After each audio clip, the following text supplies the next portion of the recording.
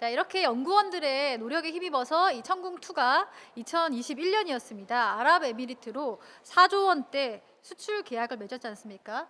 천궁2 해외 수출, 이 아랍에미리트 외에도 다른 나라로 어떻게 돼갈지 전망 어떻게 하시나요? 우리가 최근에 폴란드 수출이 아주 K방산을 이끌어가고 있는데 실질적으로 천궁 UAE 수출이 그 포문을 열었어요.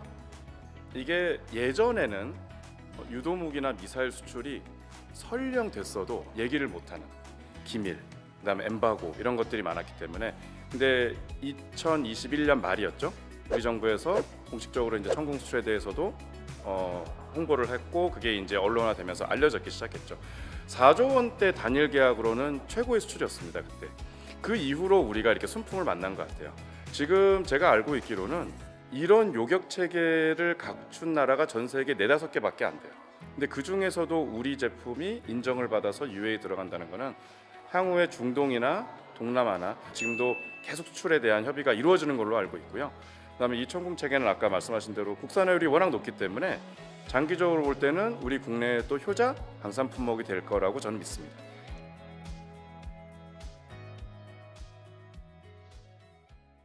천궁과 이렇게 경쟁하는 지대공 미사일 시스템이 또 나삼스라고 있지 않습니까? 경쟁 구도가 붙었을 때는 좀 어떻습니까? 저는 나삼스는 우리 청구체가 조금 다르다고 생각해요. 그러니까 나삼스 같은 경우는 미국의 이제 공대공 미사일 암람을 이제 지대공으로 바꾼 건데요. 강점은 뭐냐면 이제 노르웨이 콩스버그사가 발사대를 준비하고 이제 미국 이제 레이션사가 이제 공대공 미사일을 집어넣은 건데 그렇게 하면 가격이 좀 싸요. 네, 그렇게 보면 개발비 우리는 미사일을 하나 새로 개발하는 게 아니고 그냥 기존의 공대공 미사일을 넣는 거니까 개발이 싼데 그 대신에 좀 나삼스 같은 경우는 3륜시더 전방위 대공 방어가 안 됩니다. 우리 천궁은 이제 콜드 런치를 방식으로 써서 3륜시더 전방어 방어하기 때문에 뭐 이게 좋다 나쁘다를 떠나가지고 각 무기 체계가 사용할 수 있는 그런 뭐 사거리와 레인지 그런 특성들이 있기 때문에 조금 다른 거라고 저는 개인적으로 생각합니다. 네, 말씀 중에 그 콜드런치를 말씀하셨는데 예. 또 시청자분들이 굉장히 어려워하실 수 있습니다. 예, 예. 콜드런치가 하고 핫런치 어떻게 다른 건지 좀 설명 부탁드릴게요. 그 한런치는 그냥 발사돼서 바로 점화가 돼서 날아가는 방식이고요. 콜드런치 같은 경우는 발사관 안에 통일돼서 가스를 이제 순식간에 분출시켜서 발사관을 벗어나면 거기서 점화되는 방식입니다. 그 미사일도 따지고 보면 전자장비가 들어가잖아요. 상온 보관이 되게 중요합니다. 모든 미사일들이요, 무기체계들이. 근데 그런 거에 대해서 좀 상온에 노출을 안 시키는 장점도 있고 그 고체율을 사용하는 ICBM 같은 경우는 콜드런치 방식을 사용합니다. 워낙 이제 그 ICBM 같은 경우는 그 런치가 됐을 경우에 워낙 발사 충격이 크기 때문에 발사대가 잠깐 안정성이 불안해지면 미사일이 초기 발사 실패할 수가 있거든요. 그래서 뭐 러시아의 토폴, 뭐 야르스, 중국의 등펑 41 같은 경우는 콜드런치 방식을 택하고요. 북한도 화성 18을 콜드런치로 하고 있고요. 우리나라 현무5 같은 경우도 우리 뭐 고위력 탄도미사일 같은 경우도 콜드런치 방식으로 발사가 됩니다. 천궁2 이야기를 쭉 하고 있는데요. 천궁2보다 또 요격 기능 그리고 성능이 훨씬 향상된 천궁3도 개발 중이라고요.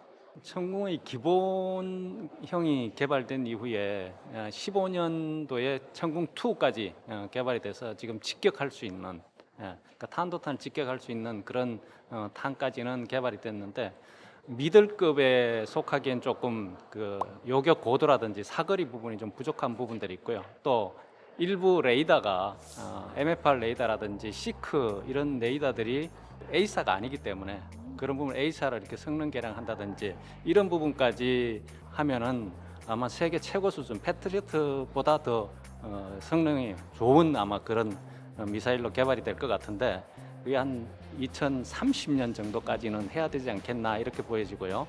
그리고 그런 부분들에 대해서는 뭐 지금 별도의 사업으로 굳이 가지 않아도 PIP 그러니까 성능 개량 형태로 가도 충분히 지금 가능할 걸로 보입니다. 전차 잡는 미사일 현궁에 대해서 이야기를 좀 해보겠습니다. 먼저 현궁 특징이 어떤 건가요? 현군 기본적으로 이제 적외선 유도를 사용, 뭐 쉽게 얘기하면 열추적 미사일이라고 생각하시면 될 것 같아요. 과거에 우리가 대전차 미사일 같은 경우는 유선 유도 방식을 사용해서 사수가 대전차 미사일 발사하고 나서 표적이 명중할 때까지 위치를 이탈하면 안 됩니다. 근데 이거 현궁 같은 경우는 자기가 알아서 열을 쫓아가요. 그러니까 제블린도 동일한 방식을 볼 수 있는데, 근데 약간 여기서 오해가 좀 하는 게 뭐냐면 2020년도에 우리가 DX 코리아 기간에 외국 분들 초청해서 그 양평이라는 종합 사격장 가서 현궁을 쐈는데 이게 빗나가 버렸어요. 그래가지고 막 외국 사람들 초기에 망신이다 뭐 이런 얘기가 있었는데, 경기도 양평의 군 종합 사격 훈련장에서 오발 사고가 발생했습니다. 대전차 유도 미사일 한 발이 표적을 벗어나 사격장 바깥으로 1.5km 가량 떨어진 논바닥에 떨어져 폭발한 겁니다. 그때 육군에서 약간 좀 실수란 게 있어요. 뭐냐면 이제 열추적이다 보니까 우리가 표적에 보면은 전차의 엔진열과 비슷하게 난로 같은 걸 피워놓고 원래 해요. 이렇게 난로를 잊어버린 거야. 근데 그때 또 비가 왔어요. 비가. 아하. 그러니까 열을 받을 열이 없는 거예요. 열이. 그래서 빈당을 가지고 약간 그때 우리 뭐 좀 망신당했네 이렇게 좀 오해가 있었는데, 그건 정말 그런 건 아니다. 기본적으로 열추적 미사일들을 테스트할 때는 그 정말 미세한 열이라도 좀 해놓고 해서 테스트하는 거지. 그날은 정말 그 누가 깜빡이고 난로를 안 펴놔가지고 그런 일이 좀 있었는데, 뭐 그건 오해고 정말 우리 형도 잘 만든 미사일이에요. 현궁 이야기 계속 하고 있는데요. 현궁의 수출 가능성 아까 또 보완인가 이것도? 가능성은 높아요. 저도 네. 이제 업계에 들어봤는데 구매 의사는 계속 오고 있는데, 우크라이나 전쟁에서 보면은 제블린 들고 있는 네네. 사진 보셨죠? 그림. 네네. 현대전에서 대전차 미사일은 상당히 좀 위력을 발휘한 게 우크라이나에서 보여줬죠. 아마 필요성 많이 늘어날 거예요.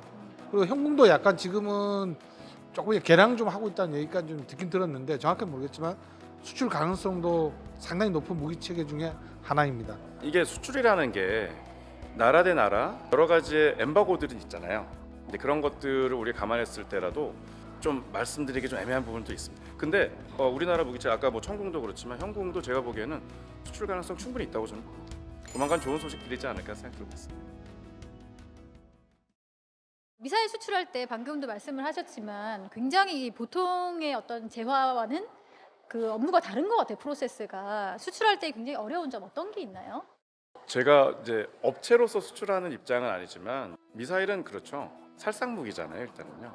그렇기 때문에 이런 부분에 대해서 주변 국가, 이게 결국은 정치적, 외교적인 모든 문제가 섞여 있기 때문에 그걸 갖고 또 어떻게 우리의 국익으로 또 돌릴 수 있는지가 제일 민감한 문제인 것 같습니다. 그 무기 수출에는 국제 그 다자 간의 협의체들이 있기 때문에 그 중에서 이제 MTCR이라고 있는데 미사일 기술 통제 체제죠. 이 부분에 대해서는 이제 좀 신경을 써야 되는 부분이고요. 회원국이 한 35개 정도 이렇게 있는데 그 중에 비회원국에 만약에 수출한다면은 이 다 통제가 되는 상황이고요.